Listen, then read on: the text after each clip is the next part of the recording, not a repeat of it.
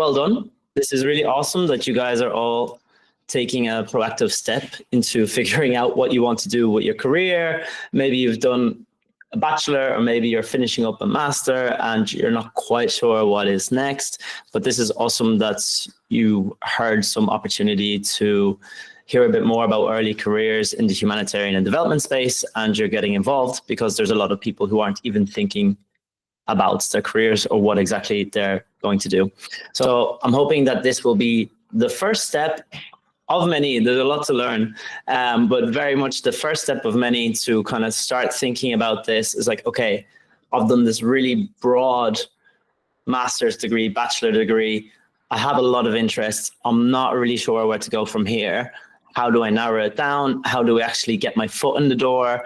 Maybe you had an internship, but they didn't give you a full-time position afterwards. Maybe you're currently a student worker and you're trying to get your foot in the door, but you're not really sure how, and you're worried about when you finish your degree, what you're going to do. Maybe some of you will go from one country that you're studying in back home, and all of a sudden you've maybe lost your network, not sure what's going on. It's a really difficult place to be in. So I'm going to give you a framework and lots of tips about how you can work with that and how you can be more purposeful and intentful about giving a bit of direction to your career.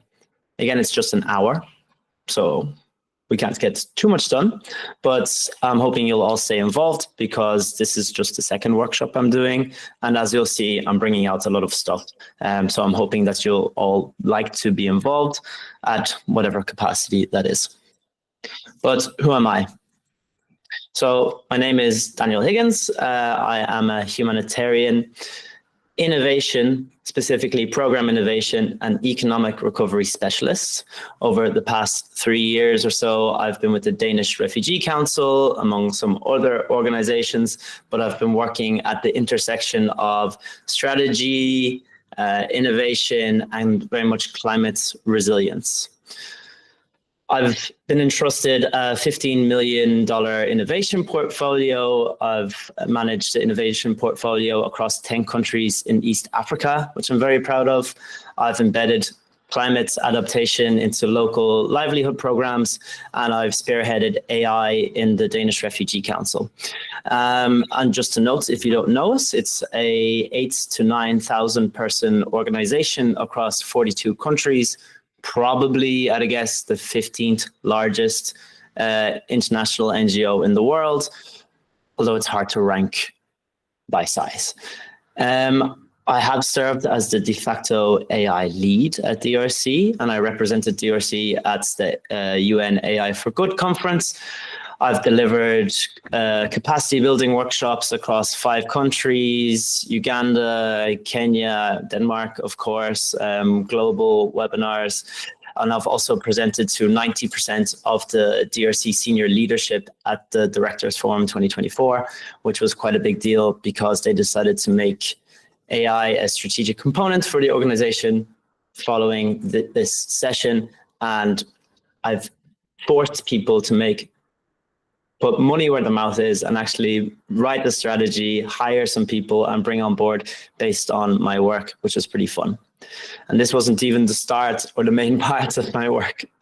I've also written a pledge for UN Refugee Day, committing 7 INGOs to reach 200,000 households with self-reliance programming.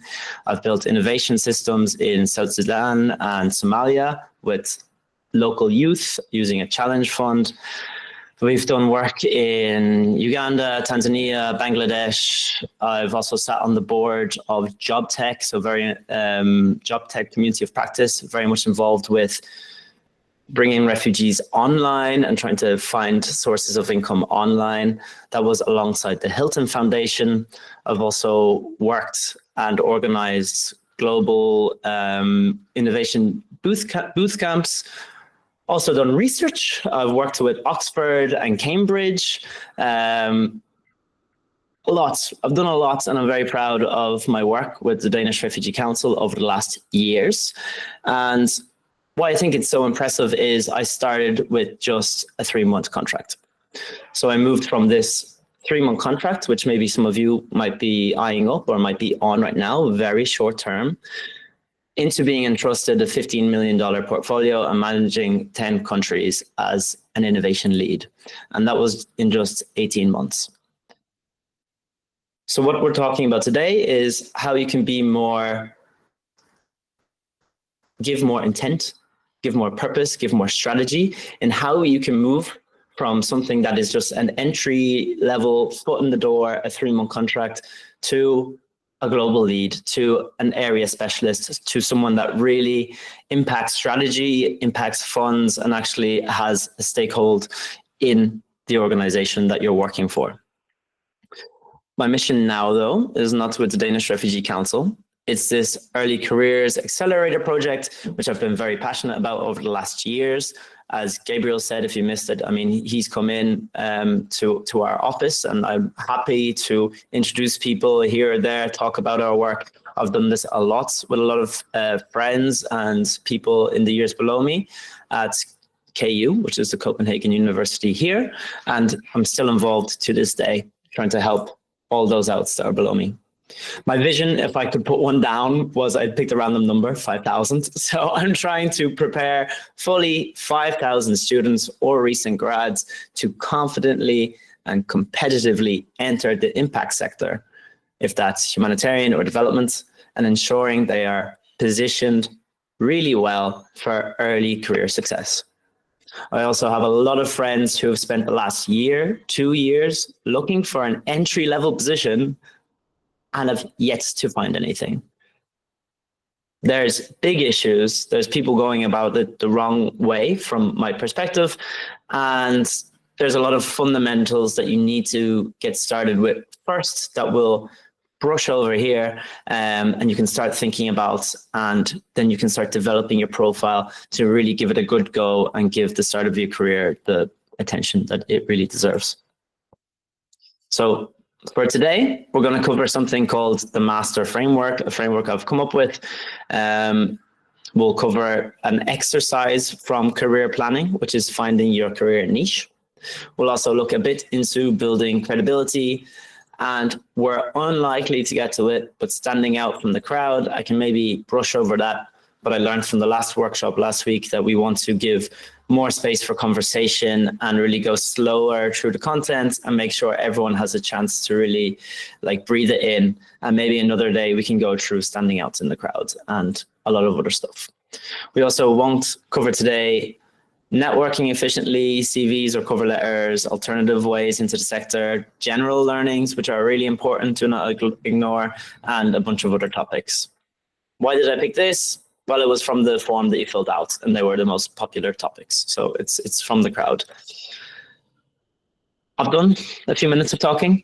I think I can hand it back. We heard from a few people, but could we get maybe, 2 more people to just introduce their nationality, career interests, what you're studying, what did you study, and one thing you're eager to learn about.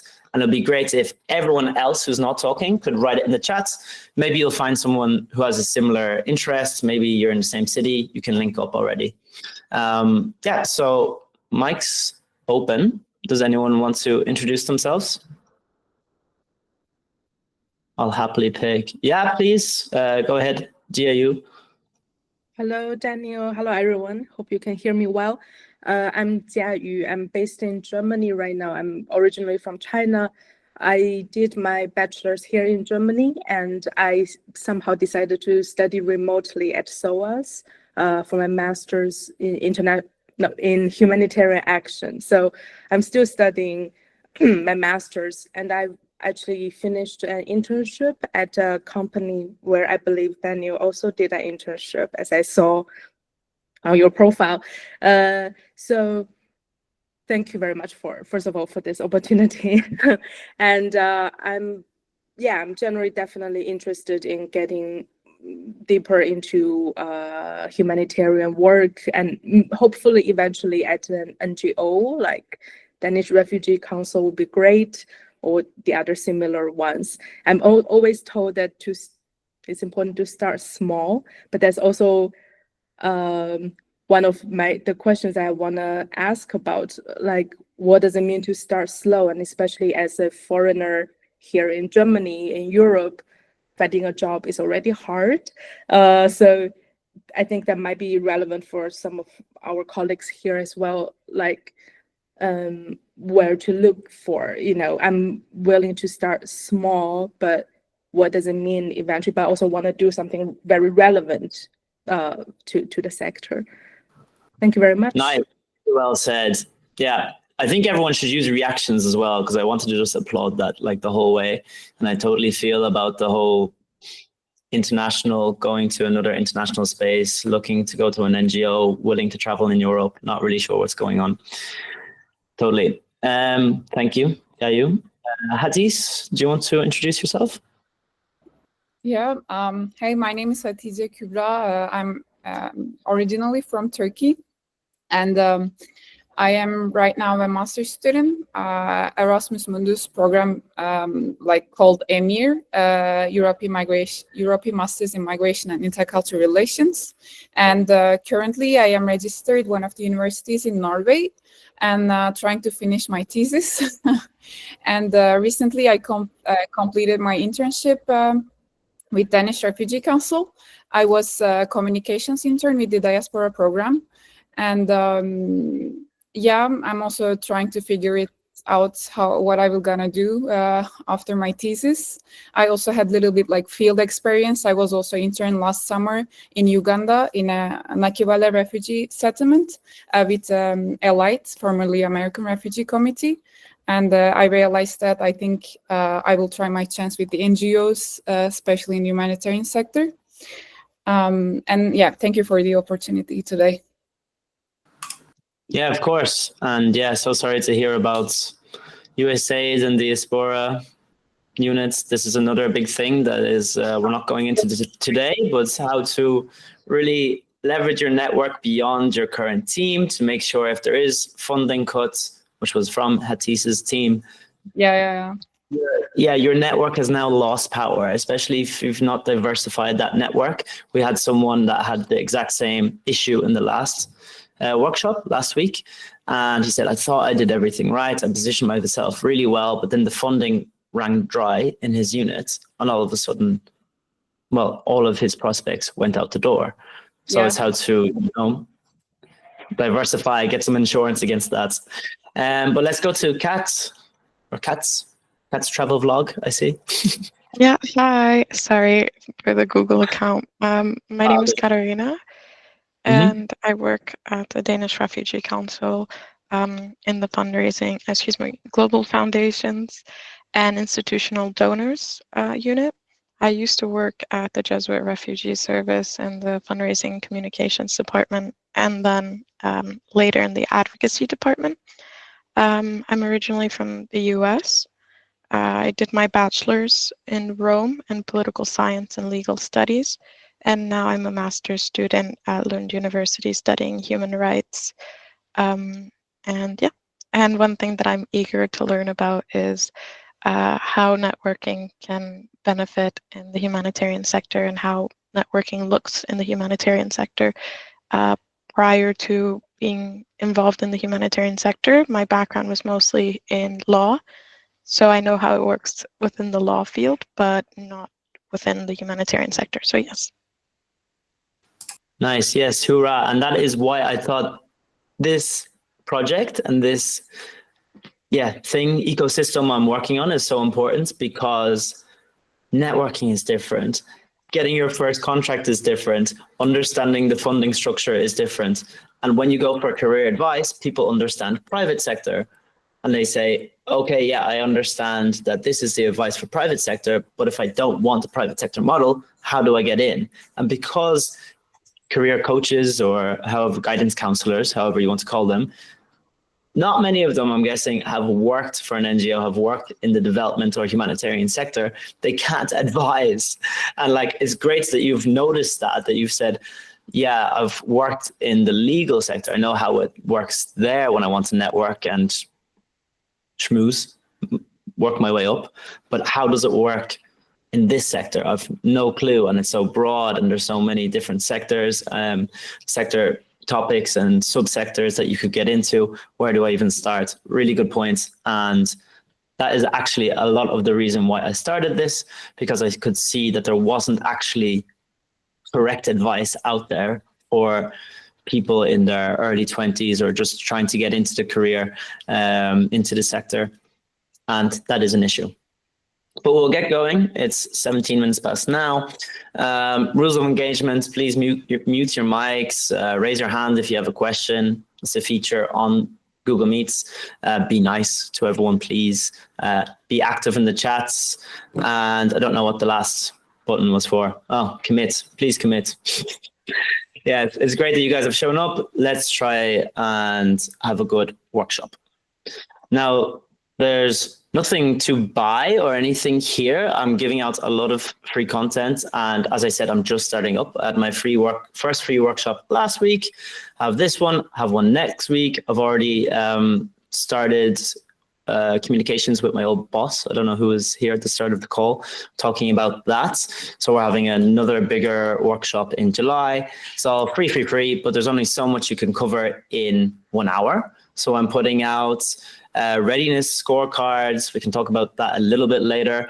Newsletter, which I'll just sign you all up to. Please just say stop, reply stop to the first email if you do not want it, because I don't want the spam. But then I also have some paid stuff. So hopefully I can keep doing this alongside my full-time job and actually commit some decent hours to it. If you want to hear about any of that, then please just fill out one-to-one where we'll just have a little talk and I can tell you about what's going on and maybe what's a suit for you, what's not suited for you. That's really for people who want to actively accelerate and get through a lot of stuff in a short amount of time. Anyway, we digress. Please fill out the form for the one-to-one if you want that little free chat and I can tell you what the heck's going on. The master framework. We won't go deep into this, but this is the framework that I will be using, that I've come up with. That is basically the foundation of all the advice that you will be given. Master, acronym here, mindset, align, systemize, targeted network, establish, rise. If you do this, you will have an amazing profile and you will put yourself miles above anyone else who's coming out of university, who is maybe going for those entry-level positions. There's a lot of nuances to learn in the sector. There's lots of random tips you need to know, but this is the fundamental framework that you could work off and then build a really, really strong profile, especially for someone in early stage. I would say even if you get 60% of this done, you're probably well above the curve. So let me show you what we're doing today, and then I'll go a bit into the other topics. Well, we're going to be doing a little exercise on career planning and finding your career niche. This is all about aligning your values, skills, interests, and importantly, market demand, because it's not just about you. We're going to be looking a bit into establishing yourself. That's building credibility, showing proof that you're a professional, that you actually have knowledge in this area. How can people trust you if they don't know you? And this also loops in a little bit with your targeted network. If we get to standing out in the crowd, that lies somewhere between targeting a targeted network and establishing yourself. But the whole system here is having a good mindset. Starts with being organized. You need to be able to know where your files are, your docs are. You need to tell me, what did you do 5 years ago? Okay, I can go into my folder here, go back 5 years, find everything. Understand that you need to be persistent. If you're looking for an NGO in Germany and you're coming from China, Jiayu, I think, right? It's a Chinese name. Look for other people who have bridged that gap already. You need to understand it might take you 2 years if you're not doing it so well. Maybe we can cut that down to 6 months if we're really persistent. Accept failure. Understand the hardship that other people have gone through, and that might be the reality for you going forward. If you want to continue with that reality, then push through, get the right mindsets, align, look at your values, target, what exactly are you doing? It was Hilla, right, that said doesn't know really what's going to happen next, maybe go back to Finland, was it, or Helsinki, and see what's next in life. We need to think about that, write it down. What are your values? What are your skills? What are your interests? And how does that match to market demand? How do I future-proof my career? How do I make sure if USA pulls out from the diaspora units that I'm not screwed and all my contacts have completely gone? How do I build a system around this? If I am looking for a job, how do I systemize my job search so it's not taking me 3 hours like every day just to check what entry-level positions are going on in Denmark right now? Targeted network speaks for itself. How do you actually build a network? But how do you leverage it? I had an old boss who has tens of thousands of contacts on LinkedIn. And I remember he asked me one day, Dan, how do I actually leverage this network? I have connected to thousands and thousands of people, but it's not helping me at all. I'm like, yes, because you don't need a huge network. You need a targeted one for a specific reason. Moving on to that, establishing yourself, of course, that's building a good profile, credibility, that you can actually do what you say you do, that you can actually be someone who others can rely on, who can push forward an agenda, and that is very clear from the outside, from a stranger's point of view, what you have established for yourself in the field and what it is you're trying to go towards in the future for your career mapping. Rise, this is all about when you get your job, start early careers, and it's a bit more conversation around getting used to the impacts. I don't know if people, was it Hatis, right? You said you were in a field a bit, maybe you feel closer to the actual tangible outputs versus if you're in a regional office or country office or HQ, you're going to have different emotions about how I actually see my impact. Are you working in policy for governments, or are you working with the people that you want to actually affect? It can really have a big impact on people's careers, and you need to think about that at the start, because you need to understand where you feel comfortable seeing your impact, giving your impact, and coming to terms with that. Also about money. How much money do you need? How much money do you want? Different ways around that. And it really starts from step one. If you don't set yourself up from step one to have the financial career that you want, it's tough. It's tough to get it. Maybe after 10 years in the sector, you'll get to a decent wage that you want, but there are definitely ways to fast track that if that is necessary for you. It's all things to think about. That is the framework. Next is going to be a story to wrap our heads around it. I know it was a lot because we're only covering three topics from it today. Does anyone have any questions before I move on, or any clarifications? Okay. Going 3, 2, 1, sweet. Moving on to a little story about Standard Sally and Be More Joe. So these guys are friends. They like photography. Sally is very much concentrating on her thesis now, but Joe, he's not so interested. He'll write his thesis maybe next semester. He doesn't concentrate so much on grades, but looks at whatever it is he's interested in. He'll try hard in those subjects. Sally likes to get good grades and everything because she was kind of thinking about a PhD, but maybe she's gone off the idea now. But that is definitely what she spends all her time on. They actually hang out on the weekends. They like photography. But other than that, Sally tends to just chill on Sundays, plays tennis and football 2 other nights of the week, and definitely likes to socialize with her friends. She's very, very methodological when it comes to her work, and she likes to get everything done. Then we look at Be More Joe, and he's doing okay in his studies. Like I said, he's got his interests, but he's very selective about where he puts his energy. He does the walks with Sally, taking photos, but then he also has started a little project where he captures lives of displaced people traveling across Europe through his camera lens. A few months ago, he published a photo essay online just for fun, but then sent it to a journalist that he really admires and said, "Oh, could you give me some feedback?"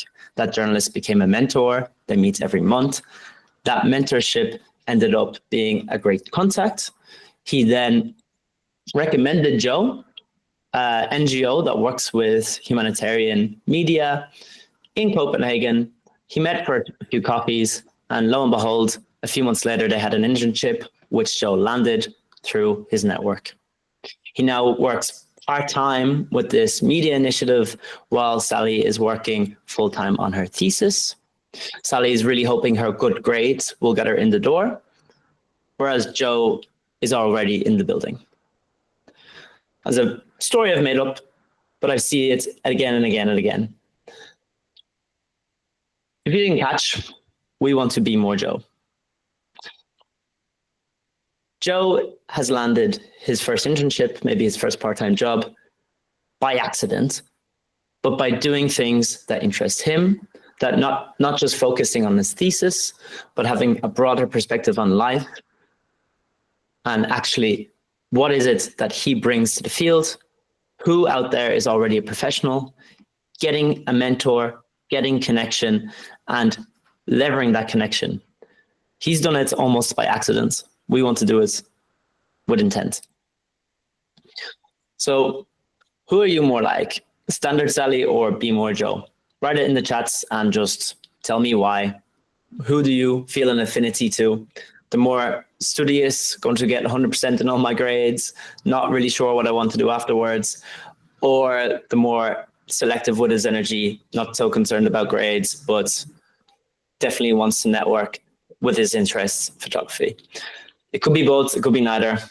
Write in the chat, see what everyone thinks. Bear that story in mind, maybe we'll come back to it at the end. But first, the career planning exercise, finding your niche. Again, this is in the Align section. Let's get into it. So the aim here is to find a career niche that aligns with your character, your skills, and the job market. Very important. You can't just do whatever you want. You won't get paid. Our technique is going to be building your industry knowledge, which comes through looking at possible specializations, the types of actors, the types of organizations, the informal, very important, and formal understanding of popular employers or large INGOs. I know a lot of you want to work for NGOs, INGOs. Then comes the personal reflection, looking at your skills, value mapping, using a personality test. External influences, can't ignore it. Funding, what are people funding out there? Sector trends, what is coming up? What's more important these days? Talking about LLMs, large data models, forecasting, DR, a lot of stuff out there that you get to know a few years into your career. It would be great if we knew it now. Market demand, what skills are they lacking in the sector? If you are the only one who has said skill, you will do great. If you are the only person in a 9,000 organization that knows about AI, all of a sudden you become the AI guy, the de facto lead for AI inside the organization.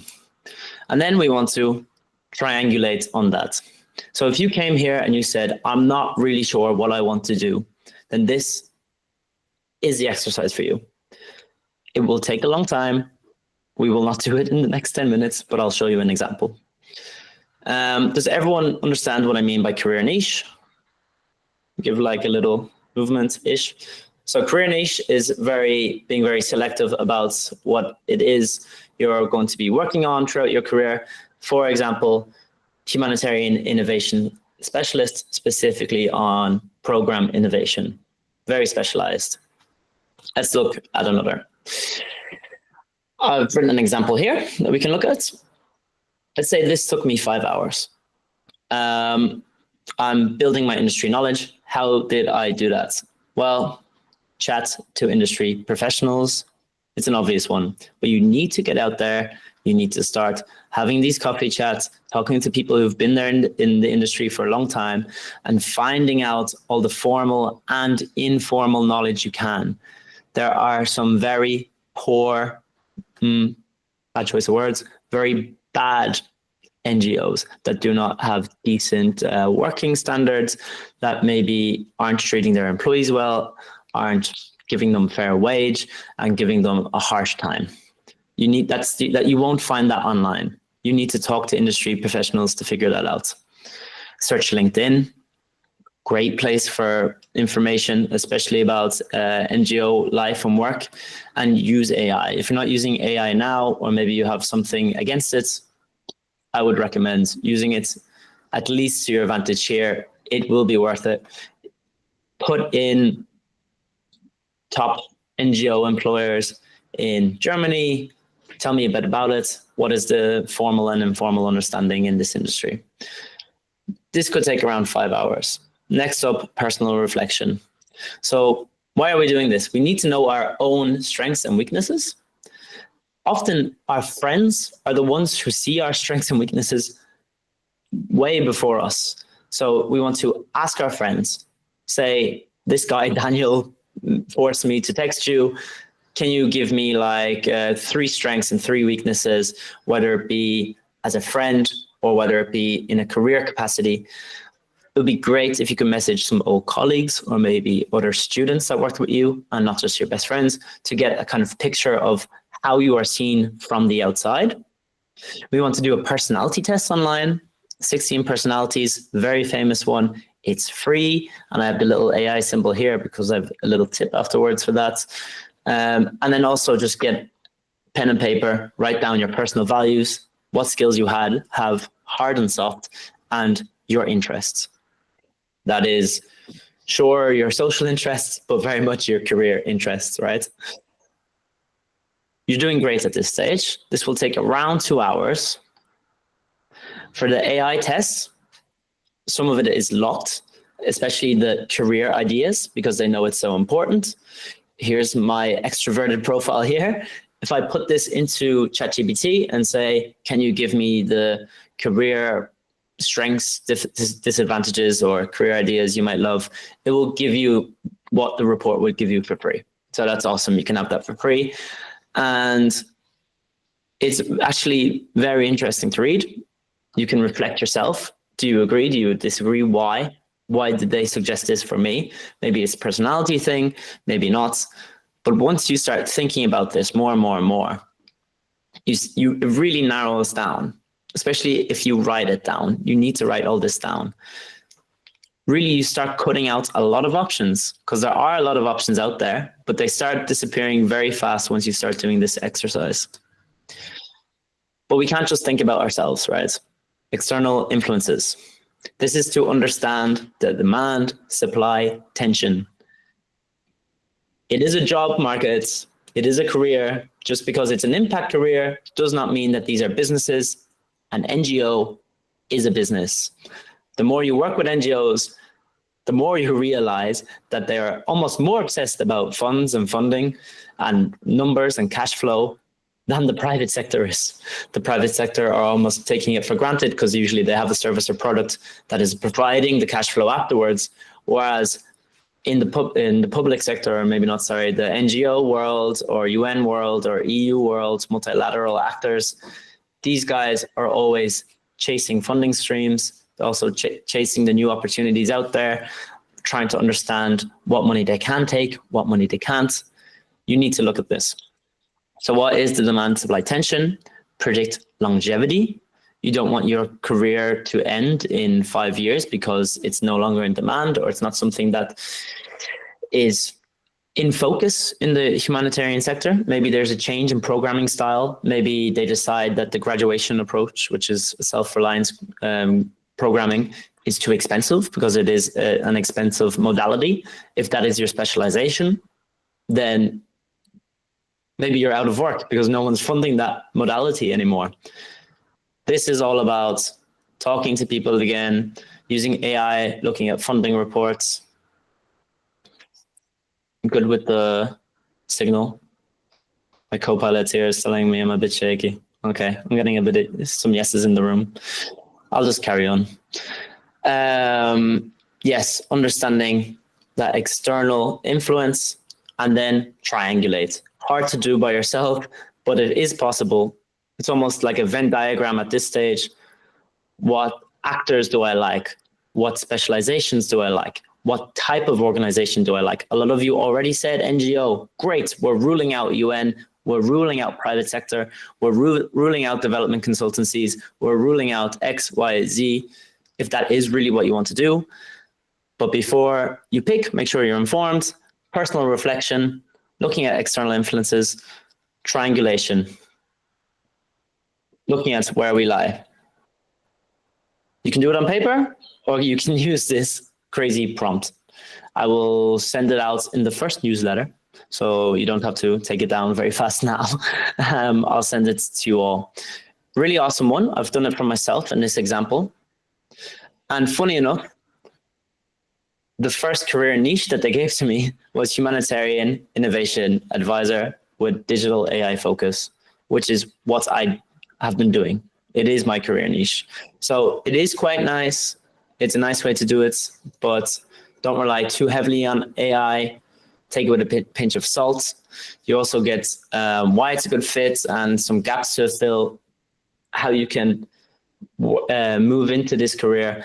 But this is definitely one of the first steps you need to decide, what the heck do you want to do? The faster you can find your career niche, the faster we can move along that framework into systemizing, into building our targeted network, into establishing yourself within that career niche, into rising from maybe, as you said, Jiayu, like this slow start into, okay, I actually want to work, I want to do impact. How do I rise up in my career here? So a really interesting one. I love that exercise and I love doing it with people. Any questions on that? Feel free to say anything you want. Great, nice, thanks, Ivan. All right, sweet, flicking through the sides to inspire. Right, next one. Credibility building, very important. So at this stage, we're jumping through the framework, but you should have the right mindset. You should have your files and everything organized. You should be ready to be persistent. You have your career niche already. You have set up systems to speed up your job search. You have your targeted network, and now you're starting to establish yourself in the field. You're starting to build that profile. You're starting to hand over your CV or your LinkedIn to your mates, and they say, wow, like, how did you get all this experience already? They can read it. They can say, I can clearly see that you work in humanitarian innovation. They don't need to ask you what it is this CV is for, what kind of position. They will already know. How do we build the credibility there? Going through learning and practice and proof and visibility. So let's say you want to have your niche as a GBV, which is gender-based violence protection programmer for at-risk refugees in Latin America. Great niche, very specific. It is getting funded, and you have the personality type that it would suit this. How do you think you could build authority in your niche? What do people think? I'll give you the first one for free. You can have a master's degree. Easy. Good way of building credibility, building authority. Mike, and the floor is open. What do you guys think? How else could you build authority within this niche? Yeah, please, Jiayu. Perhaps volunteering experiences with the beneficiaries' language skills, Spanish, yes, Portuguese. Spanish would be very helpful. Yes, good one. Anyone else? Yeah, Katerina, please. You can have connections with people that have experience with GPV, and they can oftentimes maybe refer you. Yeah, super. Yeah, get that targeted network going. Maybe you can have a mentor help you out. Maybe one more. Can anyone think of something outside the box? Yes, Ivan, please. Maybe a master's thesis? Yeah, sure. Yeah, that would be awesome. If you have a written work on GBV protection programming in Latin America, awesome. That also comes down to the faster and earlier you can pick your career niche, the earlier you can start building this profile, right? That's why we want to pick it quick, because then we can already write our thesis on the topic that we're interested in. I wrote my thesis on innovation in Vietnam. Did that help in my interview for the 3-month contract? Yes, of course. If you can bring that, it's really giving you an awesome kickstart. All right.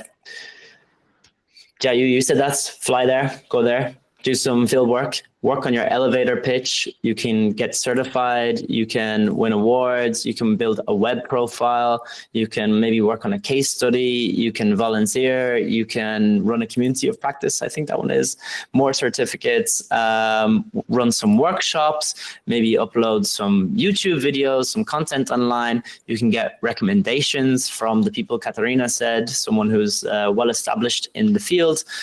You can build your portfolio depending on the career niche, but yes, building a portfolio.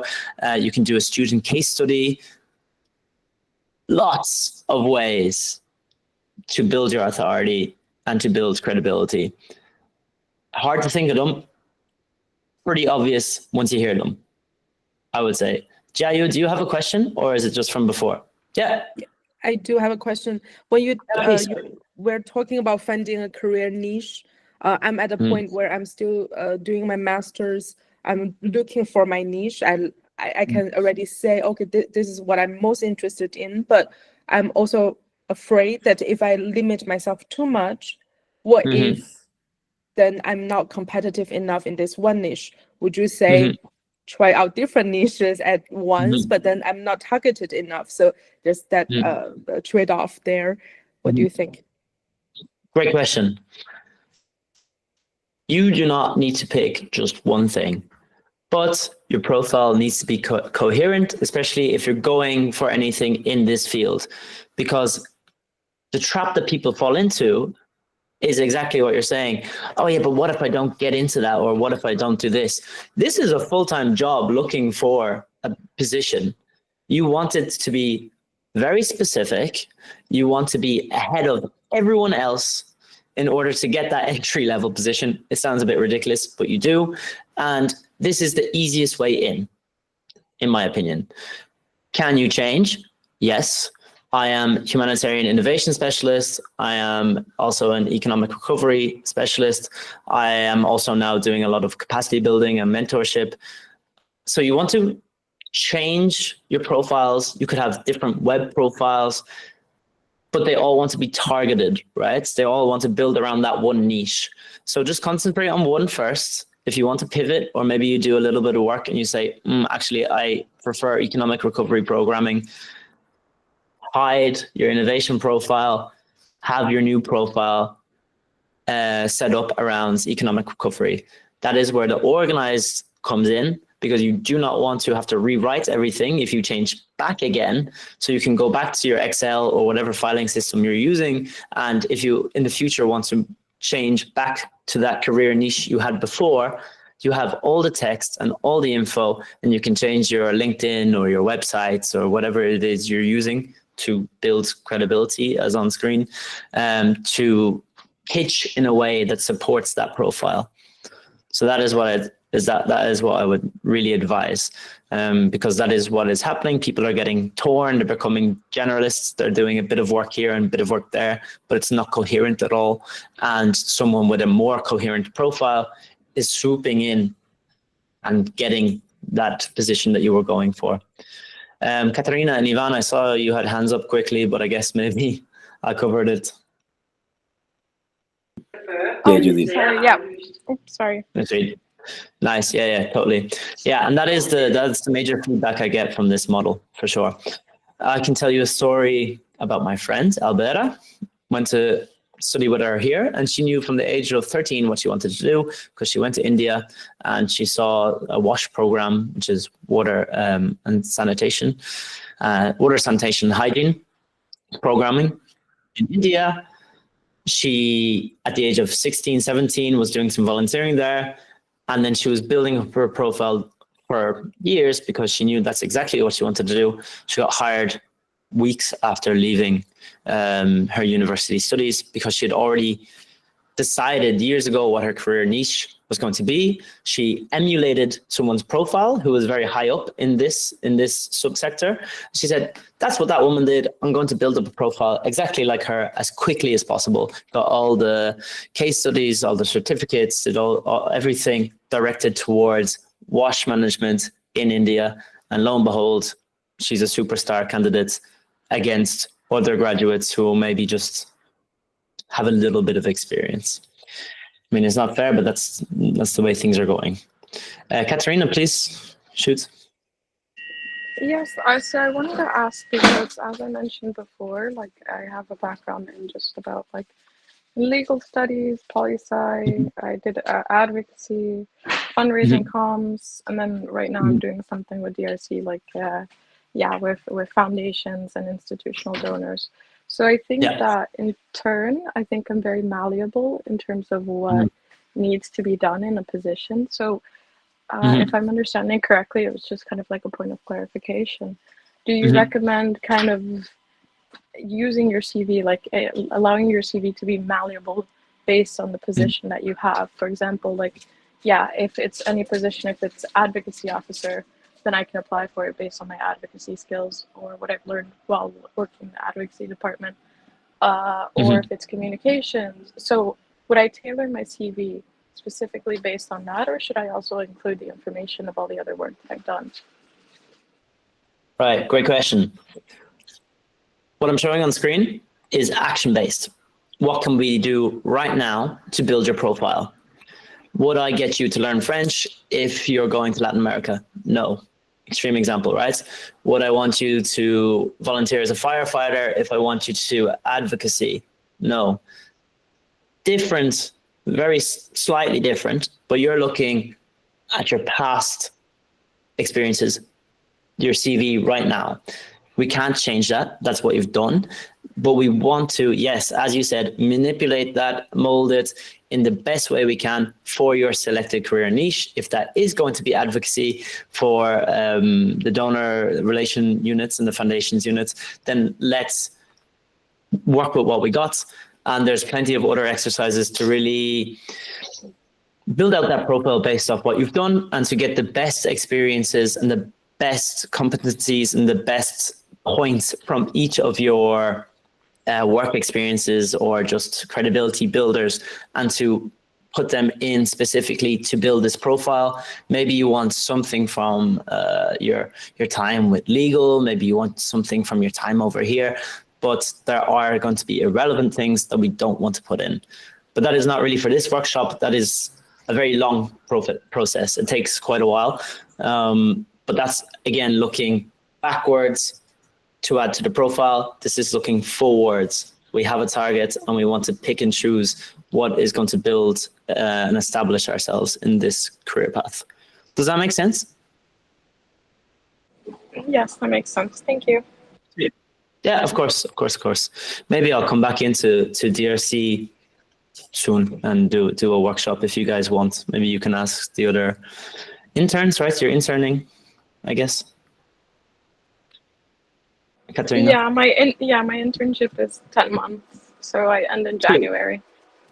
Sweet. Okay, yeah, maybe I'll come in at some stage and we can do something informally. On to the next one. Oh, languages, another thing. Back to this, you can do a lot, right? There's lots and lots and lots of things to establish yourself, to build credibility. Caveat, if you have 20 certificates and 5 master's degrees, for some reason, you're maxed out on the credibility there, right? People don't take master after master after master just to move into a career. They don't take 1,000 different certificates just to move into a career.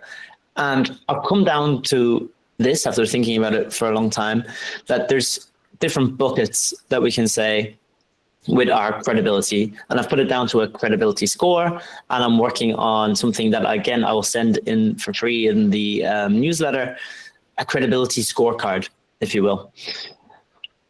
And we have different pockets here, different categories that you can build your credibility the usual things, the usual sections that you might see somehow on an application, on a CV.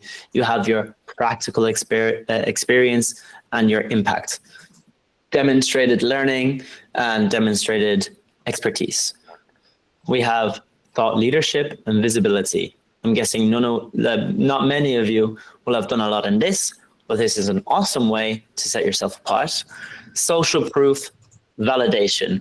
How proactive have you been? How much agency have you given to this career niche? Again, if this is all directed towards a career niche, you guys are going to be killing it, really killing it.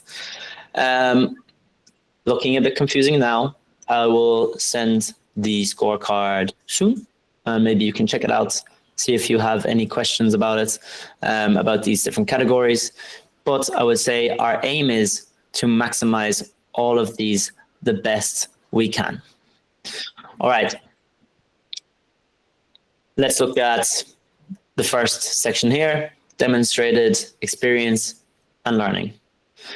For me, I have HELP, which is cash and voucher programming. It's a certain modality in economic recovery. I also have HEAT certified, which is hazardous environments and awareness training, so I can go to places that are maybe unsafe. And I have sector-specific training, so I have a lot of certificates in innovation. That is now maxed out.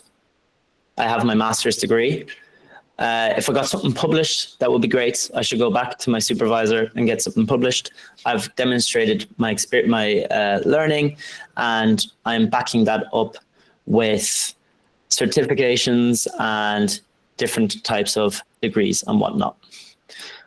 Proactive agency and initiative. I have started this project on my own skin, on my own behalf. I've also ran my own companies before. I've also joined some pro bono work and student case studies. Maybe some of you know 180 Degrees Consulting for Sustainability. That's for sustainability, not for innovation, but I only used a certain part, which might be leadership, because I was a team lead, to show that I can lead a team. I'm not talking about sustainability there because it doesn't fit with this profile. So it's a very long conversation about what you can do, what you have done, what fits in. And we go through these different categories to really build that credibility for you at an early age. Katharina, do you still have a question, or is it from the last one? Maybe it's from the last one. Sorry, that was from the last one. Yeah, sorry. No worries. We will plow on. So action points for you guys. I know that we've not got deep into this, but you can take from this, maybe if you have found your career niche, maybe that's an action point for you just to find it. But what 3 areas of credibility building will you work on to improve your profile? Just write it in the chats, and then maybe we can be accountability partners. Do something. If you don't have a career niche yet, if you're undecided, maybe that's going to be your action points. But what has stood out to you as, oh yeah, maybe I could do this, maybe I could do that. Maybe I don't have any social proof. Some people don't even have LinkedIn. Maybe I could write and publish a piece online about my career niche.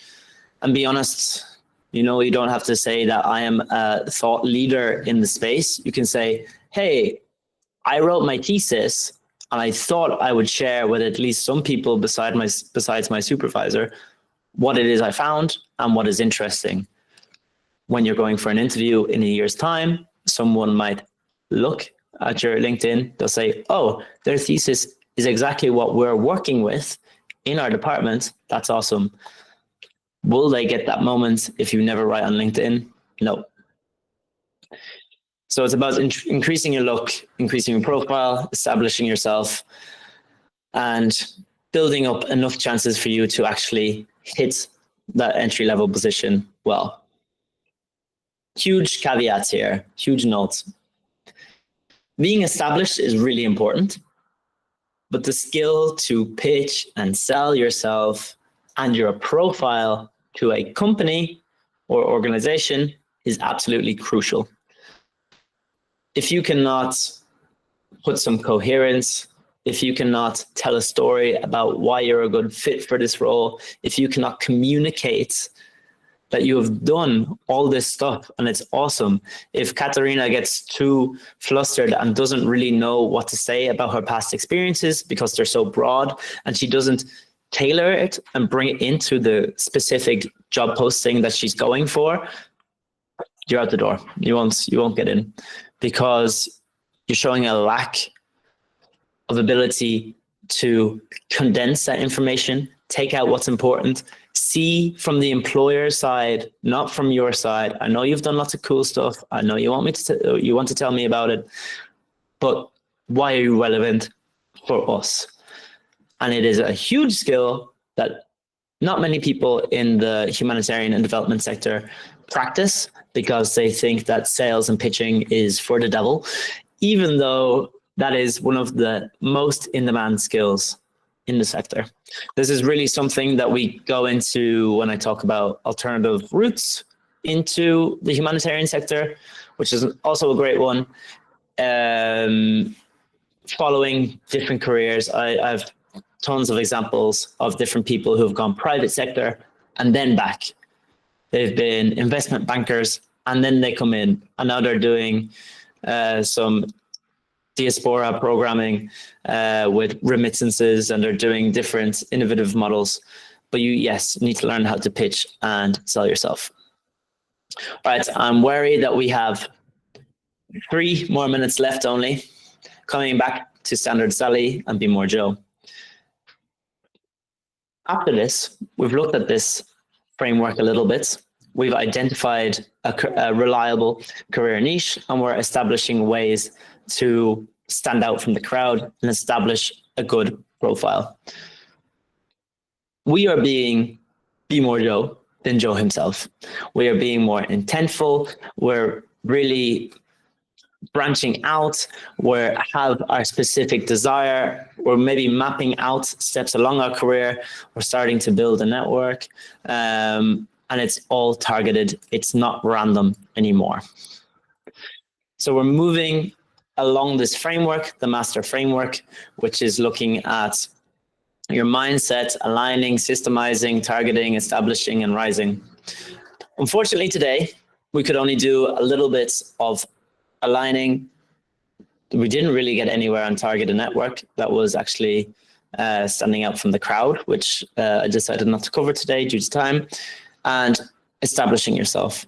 So there's a lot more to go through. And I really encourage you to start thinking about this and to catch me on my socials. I have one so far, it's LinkedIn, because it's taking an awful lot of time to build up this project from the ground up. I've only started a month ago. As I said, I also have a newsletter. I hope it's fine with everyone. Please just reply stop from the first email if you do not want to be on that newsletter. I don't want to annoy anyone that doesn't want to be annoyed. But there's still a lot to learn. There's a lot of topics, a lot of subtopics, a lot of questions that we actually came in today that is maybe not for today. You can find it here, some of it free. I'll be trying to give as much free stuff as possible. I know not everyone wants to pay for anything, especially when you're a student or a recent grad. If you are interested in maybe an accelerator or finding out what I have planned for the low budget things, and maybe a curated course, or having a lot more time with me and doing a full-on program, please, or if you just want to chat, please just use the link in the chats that I think was put there earlier, and we can book a one-to-one, have a quick 15-minute chat and see if it's better for you to just keep up with the free stuff, or if you want to do some paid stuff so that you can move a bit faster. All in all, I hope that was helpful today. I know we didn't go too deep into everything, but I'm hoping at least today you got a bit of a shake around in your head. You said, oh, that resonated with me. Oh, maybe I haven't done that. Oh, maybe I should be more Joe. Oh, maybe I could look more into building my industry knowledge. It's a lot of work, but the earlier you do it, the faster you can build up this profile. And yeah, you can be like me. No, you can have an awesome career. And it becomes fun once you get organized and you avoid that 2 years of stressful job search and the absolute pain of trying to beat all these amazing, talented people who are in the room with you right now to get an entry-level position job, which kind of sucks. But I'll finish there and I will stop recording if I can find the button. Recording, stop, and then